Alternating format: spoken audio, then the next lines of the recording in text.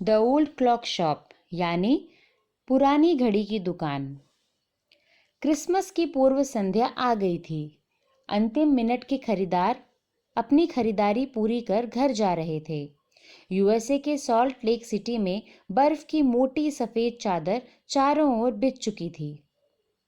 फिर भी पुरानी घड़ी की दुकान में अभी भी रोशनी जल रही थी, क्योंकि दुकान के मालिक रे, जो कि बूढ़े और बहरे थे, उस दिन बेची गई घड़ी पर काम कर रहे थे। अपना काम समाप्त करने के बाद रे खड़े हो गए और पिछले कमरे में जाने लगे। तभी सामने के दरवाजे से ठंडी हवा का झोंका उनकी गर्दन के पिछले हिस्से से टकराया।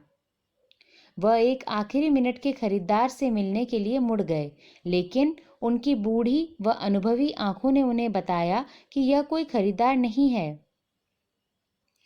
उसने दो आदमी देखे, एक करीब 20 साल का, दूसरा 50 के करीब था। छोटा आदमी दरवाजे पर ही रहा।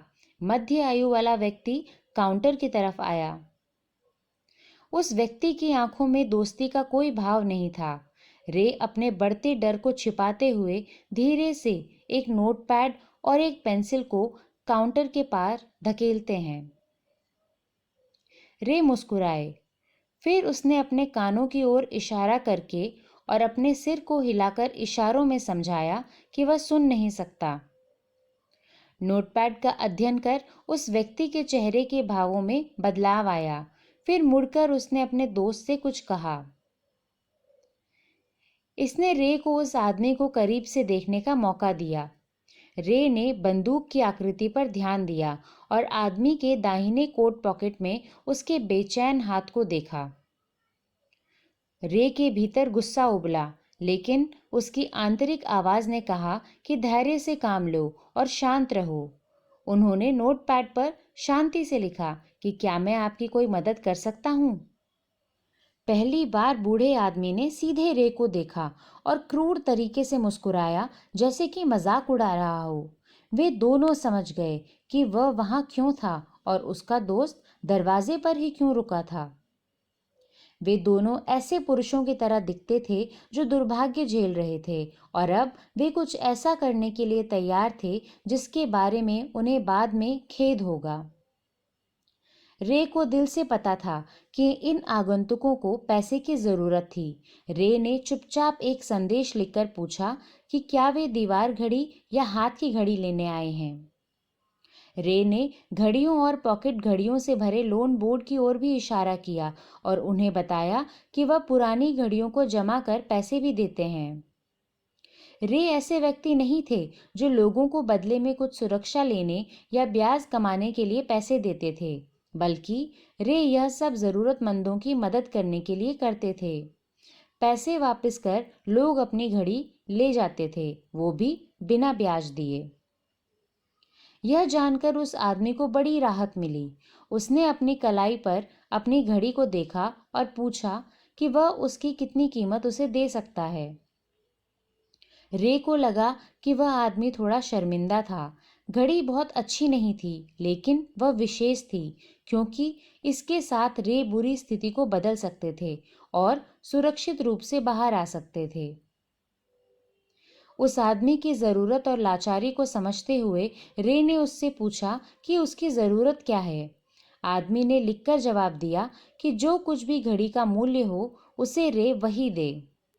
रे अपने कैश बॉक्स में गए और एक $50 का नोट निकाला। उसने इसे आदमी को सौंप दिया। इसने उसे खुश कर दिया। आदमी ने रे का आभार व्यक्त किया। रे ने व्यक्ति की आंखों में कृतज्ञता का भाव देखा। उन दोनों को पता था कि घड़ी उस ऊंची कीमत की नहीं थी जितनी कि रे ने उन्हें दे दी थी। जाने से पहले उस व्यक्ति ने कहा कि वह जल्द से जल्द अपनी घड़ी लेने आएगा, और उसने रे को क्रिसमस की शुभकामनाएं भी दी। तभी सारी घड़ियां एक साथ बजने लगती हैं। उनकी संगीतमयी घंटियों ने एक संगीत उत्पन्न किया जो कि बहुत ही प्रभावशाली था।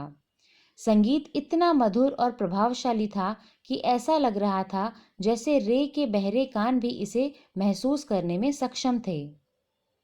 घड़ियों की संगीतमय घंटियों ने एक संगीत उत्पन्न किया जो आशा और शांति का संदेश फैलाता है। दूसरों के प्रति सद्भावना और पृथ्वी पर शांति के मधुर और आशा भरे संदेश को उस पुरानी घड़ी की दुकान में उन तीनों मौजूद लोगों ने महसूस किया। कहानी का सार, हमें सभी के प्रति दया भाव रखना चाहिए और सभी की ज़रूरत के समय मदद करनी चाहिए, क्योंकि एक नेक कार्य सभी लोगों के हृदय बदल सकता है और इसी तरह पृथ्वी पर सब जगह शांति स्थापित हो सकती है।